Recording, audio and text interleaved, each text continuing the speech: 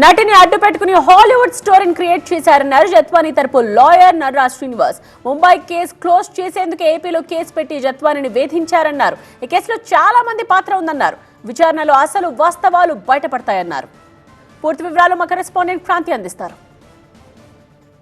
ముంబై నటి కేసు చూస్తున్నటువంటి అడ్వకేట్ నర్రాజ్ శ్రీనివాసరావు మనతో పాటు ఉన్నారు. మాట్లాడుదాం. సార్ చెప్పండి, ఎప్పుడో జరిగిన కేసు ఇప్పుడు తెరపైకి రావడానికి గల కారణాలు ఏంటి? సార్ 2018లో ఒక అగ్రిమెంట్ ఏమో పొందిందని, అది కూడా చాలా ఫోర్జరీ చేసి ఏమో పొందిందని, ఆ ఆశని ఎవరికో అమ్మబోతుందని చెప్పేసి ఆరోపణ. ఇవన్నీ ఒక కట్టు కదా, ఒక సినిమా స్టోరీ కంటే చాలా నావెల్గా ఉంది. మరి హాలీవుడ్ బాలీవుడ్ సినిమా తీస్తారని తెలియదు రేపు ఈ కేసు ఫ్యాక్షన్ బట్టి.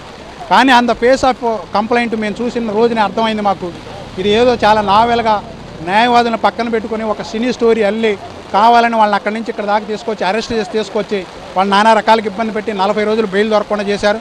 బెయిల్ దొరికిన తర్వాత కూడా కండిషన్ పెట్టారు. కండిషన్ రిలాక్సేషన్ కోసం మా దగ్గరకు వచ్చినప్పుడు ఇవన్నీ ఫైండ్ అవుట్ అయినాయి. ఆమె మరలా ముంబై వెళ్ళిన తర్వాత అక్కడ కేసు క్లోజ్ అయిందని తెలుసుకొని ఆ కేసు క్లోజ్ చేయడం కోసమే, ఏమో రిమాండ్లో ఉన్నప్పుడు ఆ కేసు క్లోజ్ అయింది, ఆ కేసు క్లోజ్ చేయడం కోసమే ఈ కేసు పెట్టి తప్పుడు కేసు పెట్టి వేధించారు ఇక్కడ పోలీసు ఆఫీసర్. అసలు ముంబై కేసు ఏంటి? ముంబై కేసుకి ఏపీకి సంబంధం ఏంటి? ఆయన జిందాల్ అనేటువంటి వ్యక్తికి ఏమకి పరిచయం ఉంటే ఆయన ఏమైనా మాలిస్టేషన్ చేశాడని చెప్పి, సెక్సువల్ మాలిస్టేషన్ చేశాడనేటువంటిది ఆ కేసు.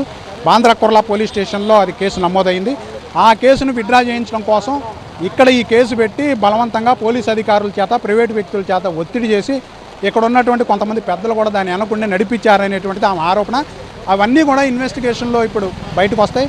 ఆమె కూడా స్టేట్మెంట్ ఇస్తూ ఉంది కాబట్టి బయటకు వచ్చిన తర్వాత అన్ని విషయాలు చెప్తారు. ఈ కేసుకు సంబంధించి అన్యాయంగా ఇరికించారని గతంలో ఏదైతే ముంబైలో నమోదైనటువంటి కేసును విత్డ్రా చేసుకునేందుకు ఈ కేసును అడ్డం పెట్టుకుని వేధింపులకు గురి చేశారంటున్నారు. ఖచ్చితంగా ఈ కేసులో న్యాయం జరిగే వరకు పోరాటం చేస్తానంటున్నారు. కెమెరా పర్సన్ సుధీర్తో క్రాంతి, TV9 విజయవాడ నుంచి.